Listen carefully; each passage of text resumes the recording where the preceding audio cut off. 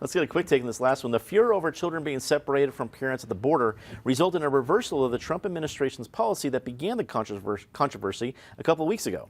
Before President Trump reversed course, Congressman Mike Coffman said he would support legislation with Senator Dianne Feinstein, and Colorado Governor John Hickenlooper signed an executive order that would have blocked Colorado from sending any resources towards the effort.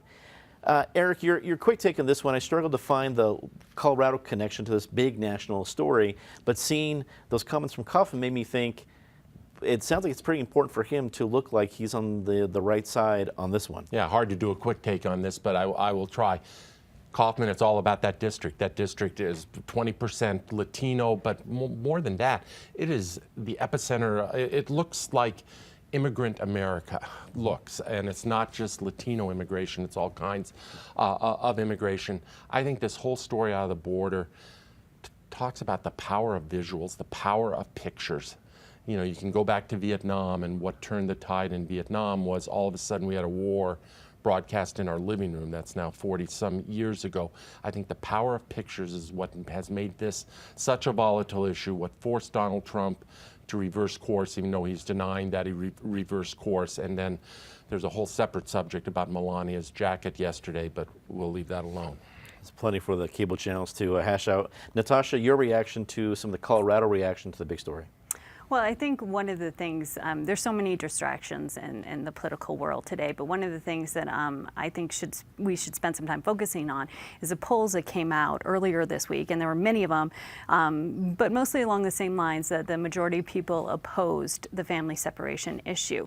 But if you drill down into that number and looked at the difference between Democrats and Republicans, there is a great divide which has not gotten any smaller in recent months. Patty, what do you think, the local reactions to the big national story?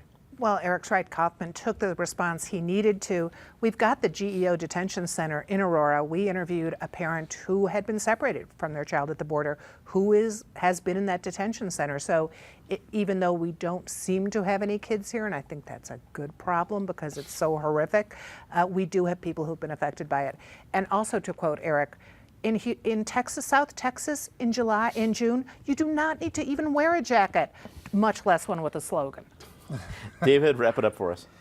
The challenge in finding out the reality in this has been the lying on all sides. The White House has been constantly and brazenly lying, as the Washington Post fact checker Glenn Kessler has pointed out. So has the media. For example, the little 2-year-old girl on the cover of Time magazine this week was never separated from her mother. She was crying because her mother put her down while the mother was being patted down after having been apprehended with other people who were being smuggled across in a raft across the Rio Grande River.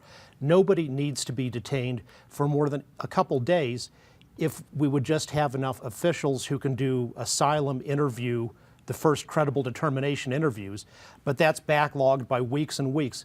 All Congress needs to do is just fund that, and somebody who illegally crosses the border and commits a crime, and you say, well, if they have a child with them and they claim asylum, we'll give them a shot at asylum. That could be processed within 48 hours instead of needing to take weeks.